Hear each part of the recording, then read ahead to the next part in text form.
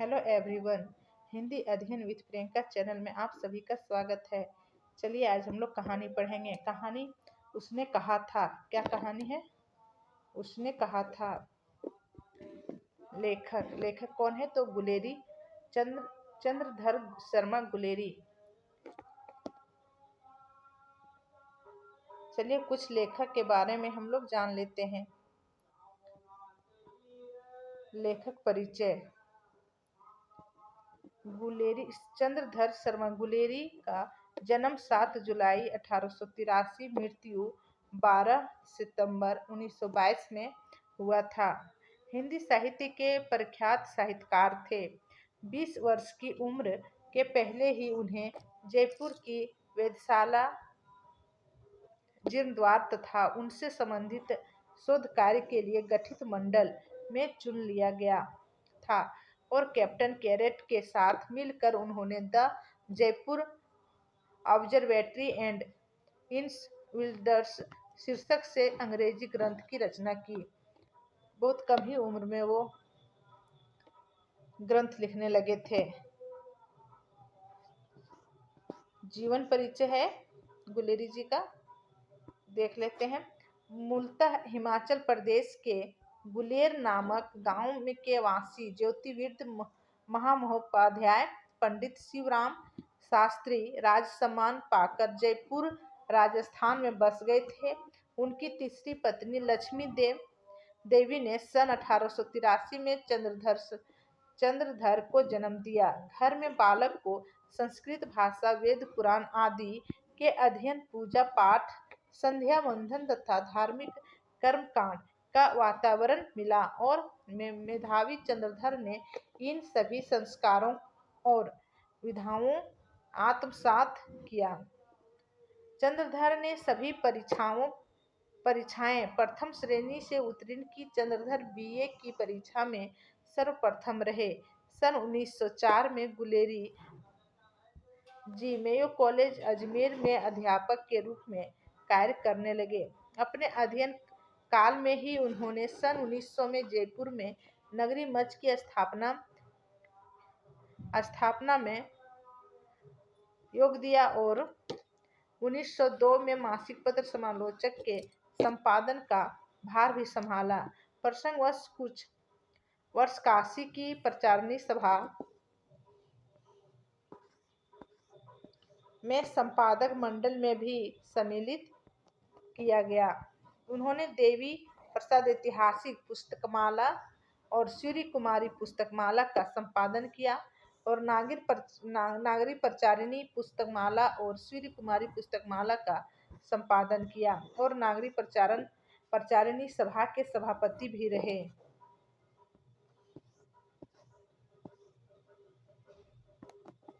सन 1920 में पंडित मदन मोहन मालवीय के प्रबंध आग्रह के कारण उन्होंने बनारस आकर काशी हिंदू विश्वविद्यालय के प्राच्य विद्या विभाग के प्राचार्य और फिर 1922 में प्राचीन इतिहास और धर्म से संबंध मनीन्द्र चंद्र नन्नी पीठ के प्रोफेसर का कार्यभार भी ग्रहण किया।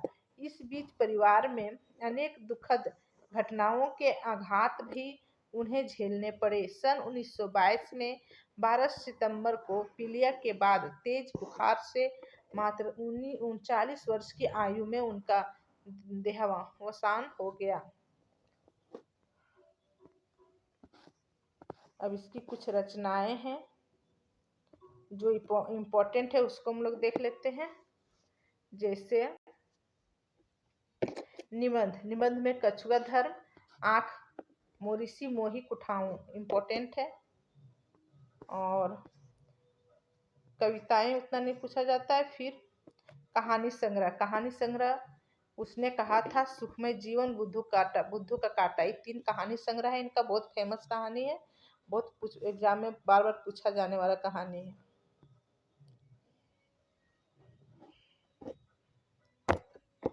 अब यहाँ से कहानी स्टार्टिंग करेंगे हम लोग पढ़ने का। उसने कहा था 1915 में लिखा गया है और लिखा कौन है? तो गुलेरी जी ने, चंद्रधर शर्मा गुलेरी। चलिए देखिए, कहानीकार चंद्रधर शर्मा गुलेरी, प्रकाशन वर्ष 1915, पत्रिका और कहानी संग्रह सरस्वती पत्रिका में ये पत्रिका, इसका सरस्वती पत्रिका, कहानी संग्रह खुद तो ये कहानी संग्रह ही है। पात्र जमादार लहना सिंह नायक है, ध्यान दीजिएगा।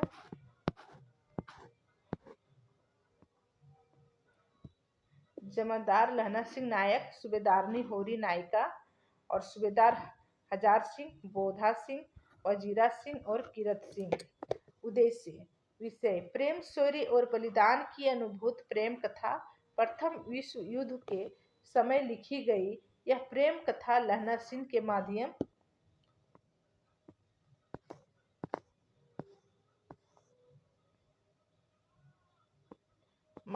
से प्रेम कर्तव्य तथा आत्म बलिदान के पारस्परिक संघर्ष का मर्म स्पर्शी चित्रण।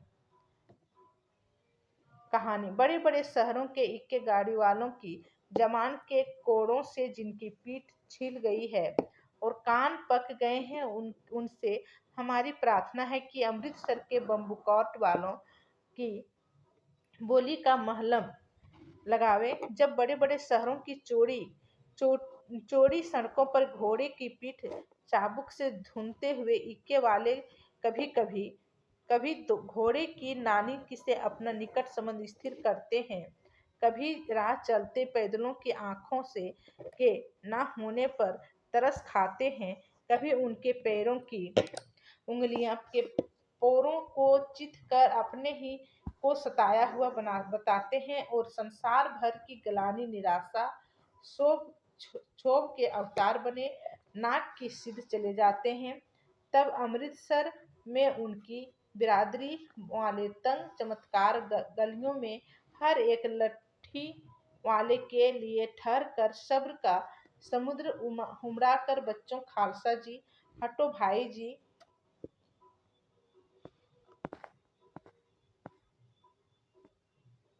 क्या क्या है यहाँ चक्कर गलियों में क्या क्या है, ध्यान दीजिएगा क्योंकि पूछा जाता है। खालसा उमड़ा कर बच्चों खालसा जी, हटो भाई जी, उमड़ा कर बच्चों खालसा जी, हटो भाई जी, ठहरना भाई, आने दो लाला जी, हटो बाछा, कहते हुए सफेदे फेटों खचरों और बतकों और गन्ने और खोमचे और भारे वालों के जंगल में से राह खेते हैं। क्या इंपॉर्टेंट लाइन है।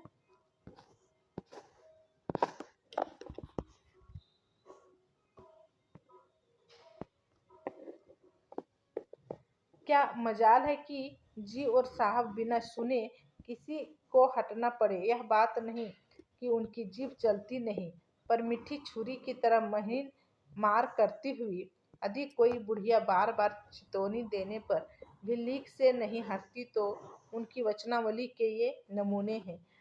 हट का जीने जोगिए, हट का कर्मा वालिए, हट जा कुत्ता प्यारिए, बच जा लंबी वालिए। इम्पोर्टेंट है, पूछा जा सकता है एग्जाम में। कहाँ से, यहाँ से कोटेशन इसका नोट कर लीजिएगा। समष्टि में इनके अर्थ है कि तूने जीने योग्य है, तू भाग्यों वाली है, ये भी याद रखिएगा कि इसका क्या क्या अर्थ है। तू जीने योग्य है, तू भाग्य वाली है, पुत्रों को प्यारी है, लंबी उम्र तेरे सामने है, तू क्यों मेरे पहिए के नीचे आना चाहती है, बच जा।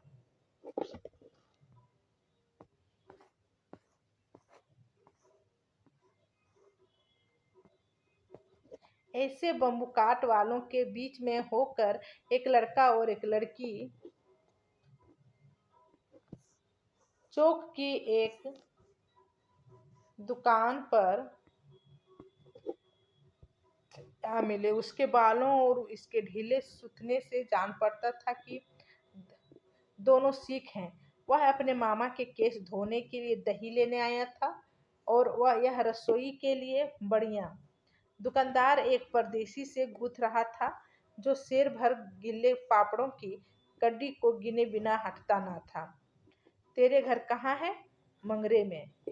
लड़का पूछ रहा है लड़की से, तेरे घर कहाँ है? मंगरे में। और तेरे? मांझे में। यह यहाँ कहाँ रहती है?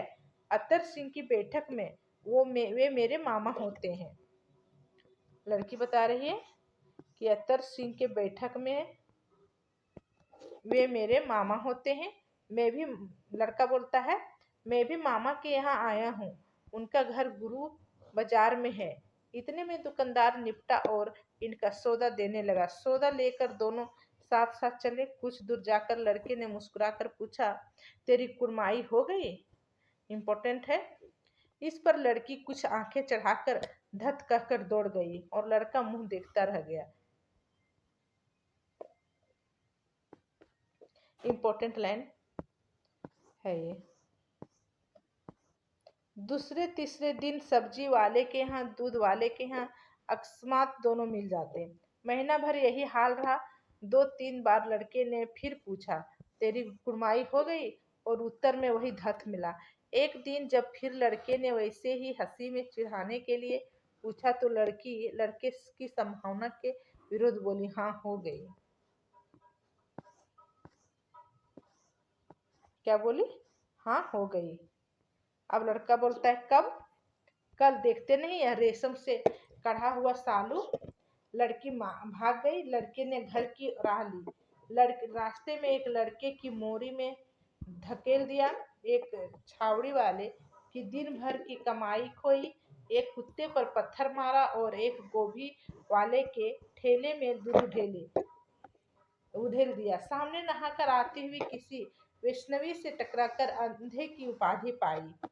तब कहीं घर पहुंचा। इम्पोर्टेंट है, ये पूछ सकता है क्या क्या कोटेशन में दे के। यहाँ से याद रखिएगा।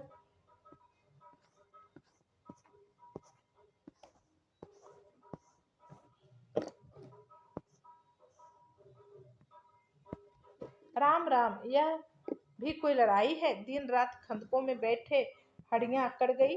लुधियाना से 10 गुना जाड़ा और मेह और बर्फ ऊपर से पिंडलियों तक कीचड़ में धसे हुए हैं। जमीन कहीं दिखती नहीं। घंटे 2 घंटे में कान के पर्दे फाड़ने वाले धमाके के साथ सारी कंदक हिल जाती और 100 गज धरती उछल पड़ती है। देव देवी गोले से बचे तो कोई लड़े। नगरकोट का जलजला सुना था। यहाँ दिन में 25 जलजले होते हैं।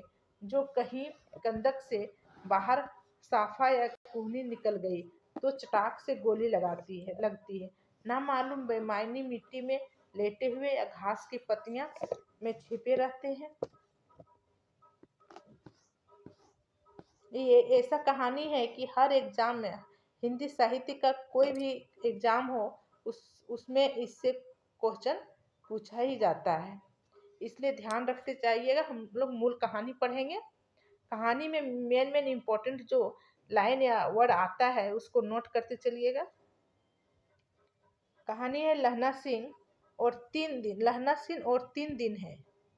4 तो कंदक में बिता दिए। परसों रिलीफ आ जाइएगा और फिर 7 दिन की छुट्टी। अपने हाथों झटका करेंगे और पेट भर खाकर सो रहेंगे। उसी फिरंगी मेम के बाग में मखमल का सा हरा घास है। फल और दूध की वर्षा कर देती है। लाख कहते हैं दाम नहीं लेती। कहती है तुम राजा हो, मेरे मुल्क को बचाने आए हो। 4 दिन तक एक पलक नींद नहीं मिली। बिना फेरे घोड़ा बिगड़ता है और बिना लड़े सिपाही। मुझे तो संगीन चढ़ाकर मार्च का हुक्म मिल जाए, फिर 7 जर्मनों को अकेला मारकर न लौटूं तो मुझे दरबार साहब की दहली पर माथा टेकना नसीब न हो। पाजी कहीं के कलों के घोड़े संगीन देखते ही मुल फाड़ देते हैं और पैर पकड़ने लगते हैं। वो अंधेरे में 30-30 मन का गोला फेंकते हैं। उस दिन दावा किया था 4 मील तक एक जर्मन नहीं छोड़ा था।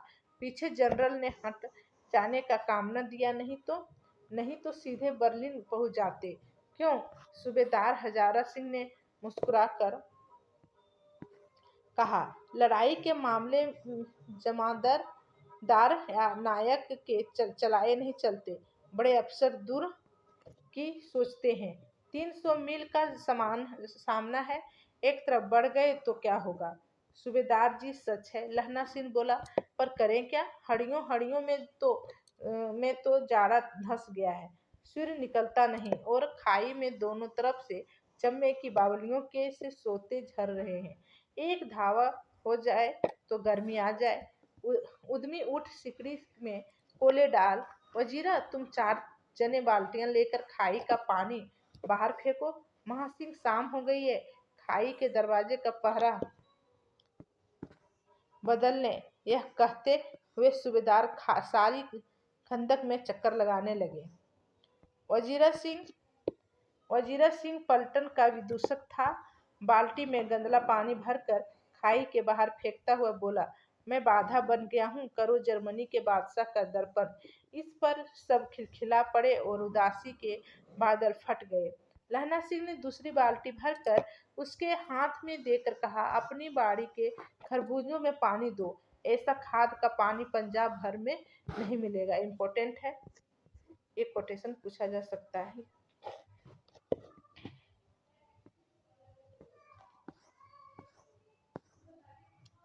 पंजाब भर में नहीं मिलेगा। हाँ, देश क्या है, स्वर्ग स्वर्ग है। मैं तो लड़ाई के बाद सरकार से 10 गुना जमीन यहाँ मांग लूंगा और फलों के बूटे लगाऊंगा। लाड़ी होरा का को भी यहाँ बुला लोगे।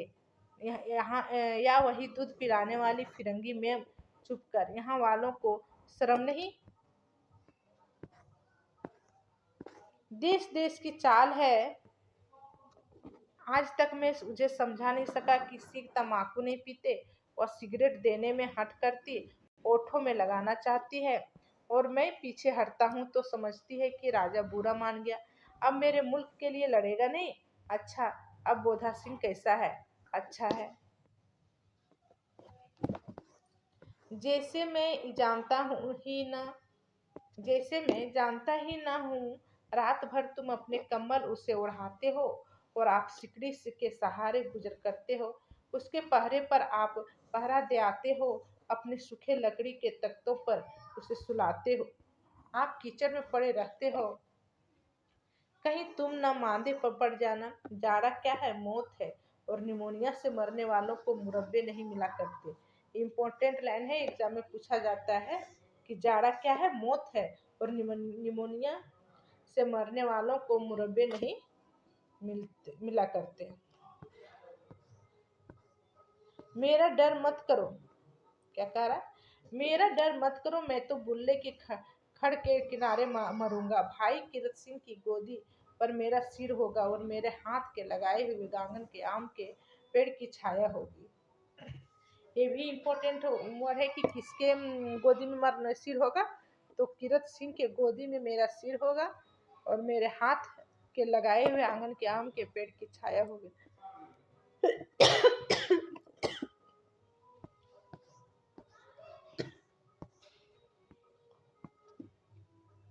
वजीरा सिंह ने त्योरी चढ़ाकर कहा, क्या मरने मारने की बात लगाई है, मरे जर्मनों और तुरक।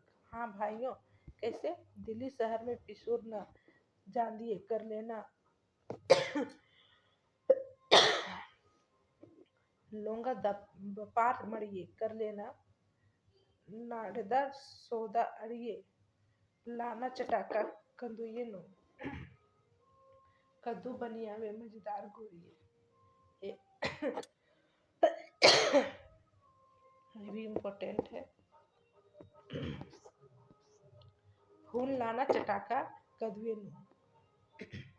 कौन जानता था कि दाढ़ियों वाले घर बारिश सीख ऐसा लूचों का गीत गाएंगे, पर सारी कंदक इस गीत से गूंज उठी और सिपाही फिर ताजे हो गए, मानो 4 दिन से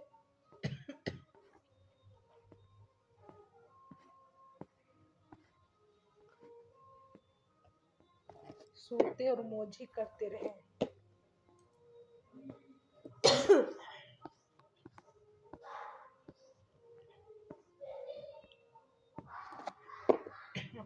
दोपहर रात गई है, अंधेरा है, सन्नाटा छाया हुआ है। बोधा सिंह खाली बिस्कुट के 3 टीनों के अपने दोनों कम्बल बिछाकर और लहना सिंह के 2 कम्बल और एक ब्रांड कोट ओढ़ कर सो रहा है। लहना सिंह पहरे पर खड़ा हुआ है और एक खाई के मुंह पर है और एक बोधा सिंह के दुबले शरीर पर बोधा सिंह कराहा। क्यों बोधा भाई, क्या है, पानी पिला दो? लहना सिंह ने कटोरा उसके मुंह से लगाकर पूछा। कहाँ कैसे हो? पानी पीकर बोधा बोला। कंपनी छूट रही है, रोम रोम में तार दौड़ रहे हैं, दांत बज रहे हैं। अच्छा, मेरी जर्सी पहन लो। और तुम? मेरे पास सिगड़ी है और मुझे गर्मी लगती है, पसीना आ रहा है। ना, मैं नहीं पहनता। 4 दिन से तुम मेरे लिए हाँ ना दाई, मेरे पास दूसरी गर्म जर्सी है, आज सवेरे ही आई है विलायत से, बुन बुन कर भेज रही है। मैं गुरु उनका भला करे। वो कहकर लहना अपना कोट उतार कर जर्सी उतारने लगा। सच कहते हो? और नहीं झूठ, वो कहकर नहीं करते। बोधा को उनसे जबरदस्ती जर्सी पहना दो और आप खाकी कोट और जीन कुर्ता भर पहनकर पहरे पर यहाँ खड़ा हुआ।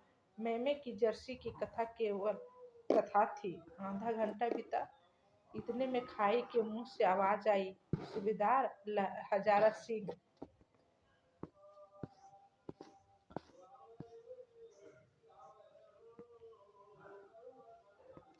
कौन लेफ्टिनेंट साहब, हुकुम हुजूर, कहकर सूबेदार तनकर फौजी सलाम करके सामने हुआ। देखो, इसी दम दावा करना होगा। मील भर की दूरी पर पूरब के कोने में एक जर्मन खाई है, उसमें 50 से ज्यादा जर्मन नहीं है। इन पेड़ों के नीचे नीचे 2 खेत काट कर रास्ता है, 3-4 घराव है, जहाँ मोड़ है वहाँ 15 जवान खड़े कर आया है हूँ। तुम यहाँ 10 आदमी छोड़कर सबको साथ ले उनसे जा मिलो। खंदक छीनकर वहीं जब तक दूसरा हुकुम ना मिले डटे रहो, हम यहाँ रहेगा।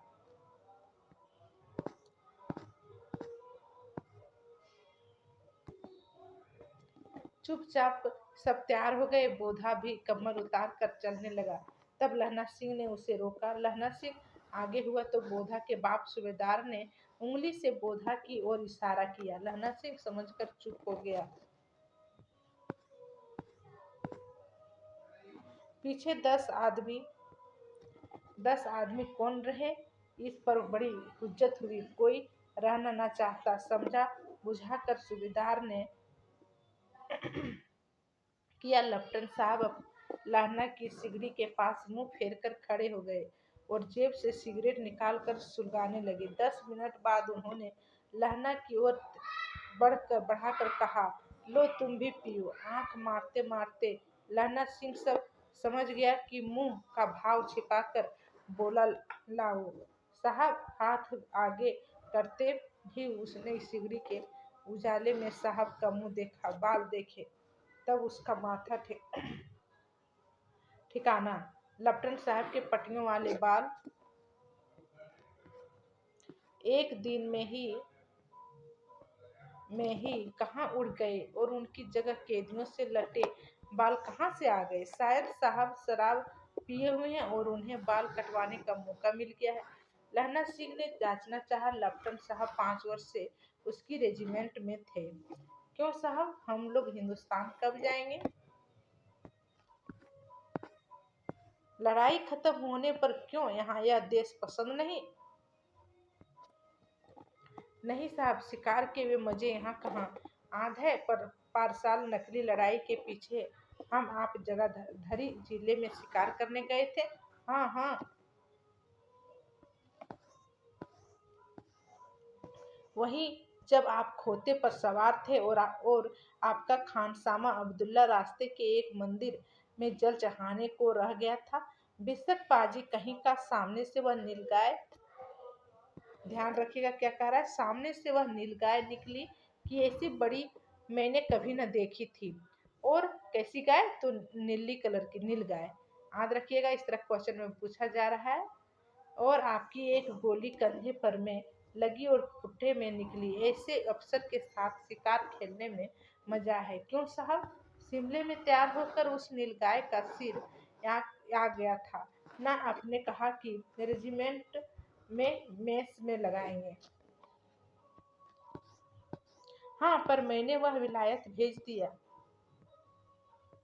क्या कह रहा है? हाँ, पर मैंने वह विलायत भेज दिया। ऐसे बड़े बड़े सिंह 2-2 फुट के तो होंगे। हाँ, लहना सिंह 2 फुट 4 इंच के थे। तुमने सिगरेट नहीं पिया? पीता हूँ साहब, दिया सलाई ले आता हूँ, कहकर लहना सिंह गंदक गंदक में घुसा। अब उसे संदेह नहीं था कि उसे झटपट निश्चय कर लिया कि क्या करना चाहिए। अंधेरे में किसी सोने वाले से वह टकराया। कौन? वजीरा सिंह। पूछता है कि कौन? वजीरा सिंह। अंधेरे में किसी सोने वाले से टकराया। और कौन? वजीरा सिंह। हाँ, क्यों लहना, क्या कयामत आ गई? जरा तो आंख लगने दी होती। क्या कह रहा है? कि जरा आंख लगने दी होती। हमें होश में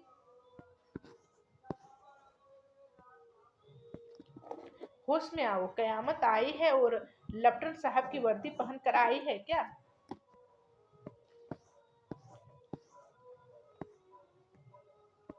लेफ्टिनेंट साहब या तो मारे गए हैं या कैद हो गए हैं। उनकी वर्दी पहनकर यह कोई जर्मन आया है। सूबेदार ने इसका मुंह नहीं देखा। मैंने देखा और बातें की। सोहरा साफ उर्दू बोलता, पर किताबी उर्दू, और मुझे पीने को सिगरेट दिया है। तो अब मारे गए धोखा है। सूबेदार होरा किचन में चक्कर काटते फिरेंगे और यहाँ खाई पर धावा रहे होगा। उठो, एक काम करो, पलटन के पैरों के निशान देखते देखते दौड़ जाओ।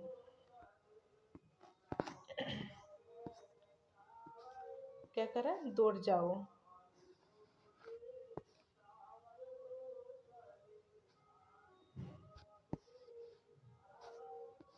के धन की वर्दी पहनकर चलना शुरू।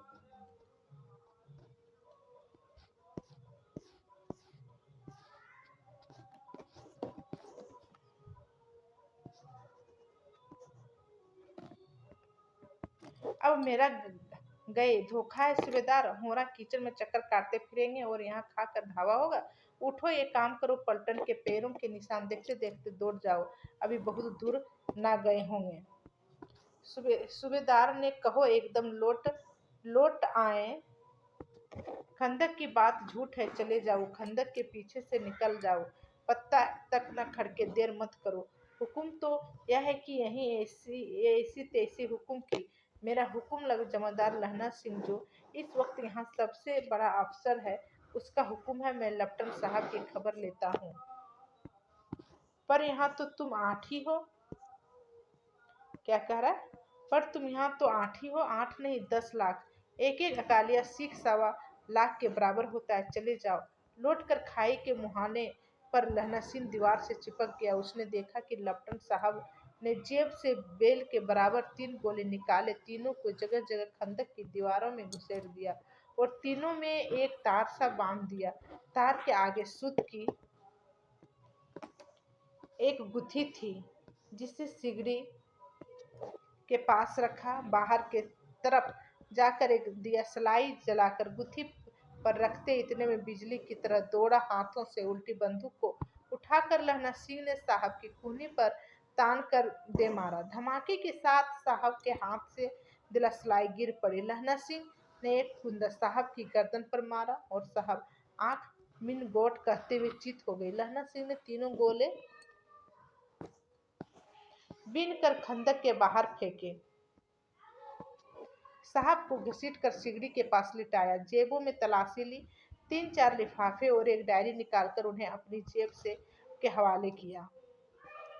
साहब की मूर्छा हटी। लहना सिंह हंसकर बोला, क्यों लेफ्टिनेंट साहब, मिजाज कैसा है? आज मैंने बहुत बातें सीखी। यह सीखा कि सिख सिगरेट पीते हैं। यह सीखा कि जगधारी क्या है, इंपॉर्टेंट लाइन है। यह सीखा कि सिख सिगरेट पीते हैं। यह सीखा कि जगाधरी के जिले में नीलगायें होती है और उनके 2 फुट 4 इंच के सिंग होते हैं। कितने फुट और कितने इंच? 2 फुट 4 इंच के सिंह होते हैं। यह सीखा कि मुसलमान खान मसामा मूर्तियां जल पर जल चढ़ाते हैं। इम्पोर्टेंट है ये सब। और लेफ्टिनेंट साहब खोते पर चढ़ते हैं, पर यह तो कहो ऐसी साफ उर्दू कहाँ से सीखा है? हमारे लेफ्टिनेंट साहब तो डैम के 5 लफ्ज भी नहीं बोला करते थे। लहना ने पतलून के जेबों की तलाशी नहीं ली थी। साहब ने मानो जाड़े से बचने के लिए दोनों हाथ जेबों में डाले। लहना सिंह कहता गया, चलाक कि कैसे मन भर फ्रांस की भूमि मेरे बूटों से चिपक रही थी। जब मैं दौड़ा दौड़ा सूबेदार के पीछे गया तो सूबेदार लहना सिंह से सारा हाल सुनकर कागजात पाकर वे उसकी तुरंत बुद्धि को सराह रहे थे और कह रहे थे कि तू न तो आज सब मारे जाते।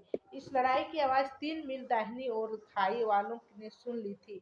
उन्हें पीछे टेलीफोन कर दिया था। वहां से झटपट 2 डॉक्टर और 2 बीमार ठोने की गाड़ियां चली, जो कोई 1.5 घंटे के अंदर या पहुंची। फील्ड अस्पताल नजदीक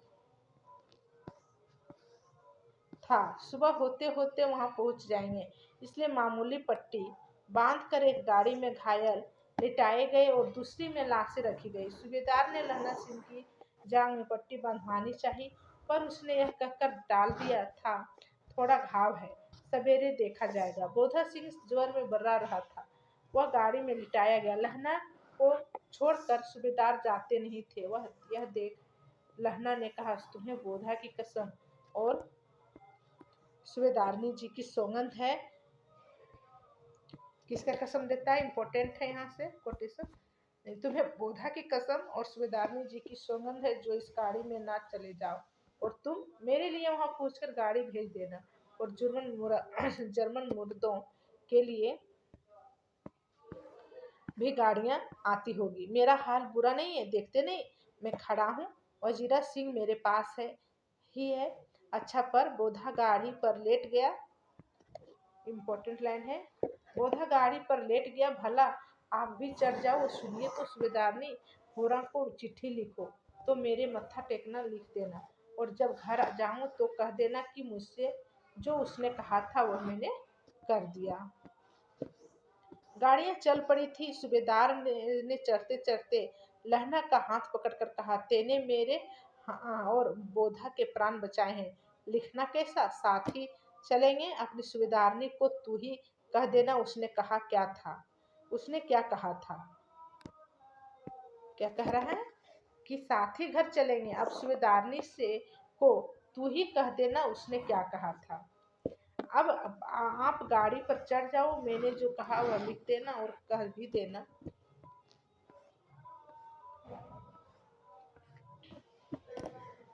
गाड़ी जाते लहना लेट गया। वजीरा पानी पिला दे और मेरा कमरबंद खोल दे, तर हो रहा है। मृत्यु के कुछ समय पहले स्मृति बहुत साफ हो जाती है। जन्म भर की घटनाएं तक एक एक करके सामने आती हैं। सारे दृश्य रंग साफ होते हैं। समय की धुंध बिल्कुल उन पर हट जाती है।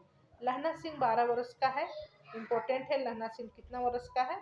तो 12 वर्ष का। अमृतसर में मामा के यहाँ आया हुआ है। दही वाले मामा का घर कहाँ है? तो अमृतसर है, याद रखिएगा। आया हुआ है। दही वाले दही वाले यहाँ सब्जी वाले के यहाँ हर कहीं उसे एक 8 वर्ष की लड़की लड़की का कितना वर्ष रहता है? तो 8 वर्ष रहता है, याद रखिएगा, मिल जाती है। जब वह पूछता है तेरी कुड़माई हो गई, तब धत कहकर वह भाग जाती है। एक दिन उसने वैसे ही पूछा तो उसने कहा, हाँ कल हो गई, देखते नहीं यह रेशम की फूलों वाला सालों। सुनते ही लहना सिंह को दुख हुआ, क्रोध हुआ। और क्यों हुआ? वजीरा सिंह, पानी पिला दे।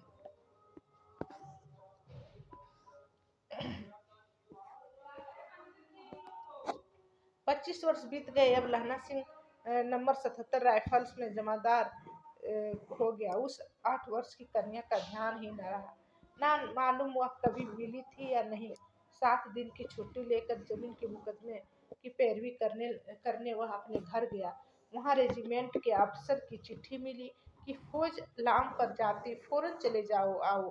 साथ ही सूबेदार हजारा सिंह की चिट्ठी मिली कि मैं और बोधा सिंह भी लाम पर अपना जाते हैं। लौटते हुए हमारे घर होते जाना। साथ ही चलेंगे। सूबेदार का गांव रास्ते में पड़ता था और सूबेदार उसे बहुत चाहता था। लहना सिंह सूबेदार के यहाँ पहुंचा। जब चलने लगे तब सूबेदार बेड़े में से निकल कर आया, बोला, लहना, सूबेदारनी तुमको जानती है, बुलाती है, जा मिल या। लहना सिंह भीतर पहुंचा। सूबेदारनी मुझे जानती है? कब से? रेजिमेंट के क्वार्टरों में तो कभी सूबेदार के घर के लोग रहे नहीं। दरवाजे पर जाकर माथा टेकना कहा, आशीष सुनी। लहना सिंह चुप। मुझे पहचाना? नहीं नहीं। तेरी कुड़माई हो गई, धत कल हो गई। देखते नहीं रेशमी बूटों वाला सालू।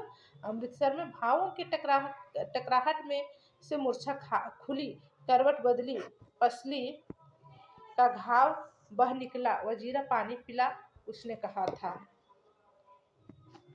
स्वप्न चला रहा। सूबेदारनी कह रही है, मेरे तेरे को नाते ही पहचान लिया। एक काम कहती हूँ, मेरे तो भाग फूट गए। सरकार ने बहादुरी का खिताब दिया है, लायलपुर में जमीन ही दी है।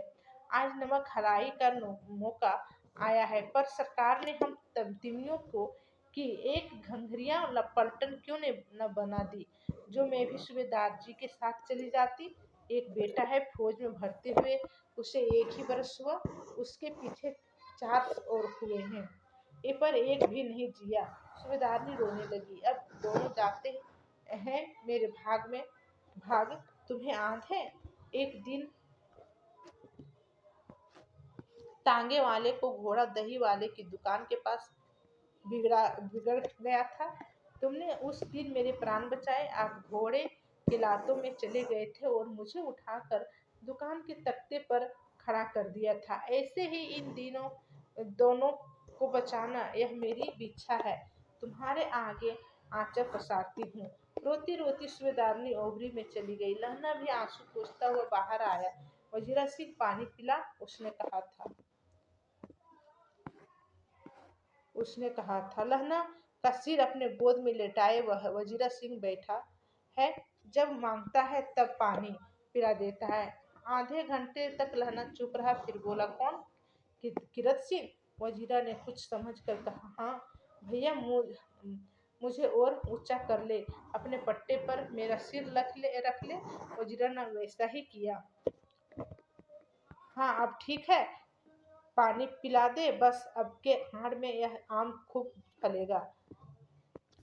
चचा भतीजा दोनों यहीं पे बैठकर आम खाना। जितना बड़ा तेरा भतीजा है उतना ही यह आम है।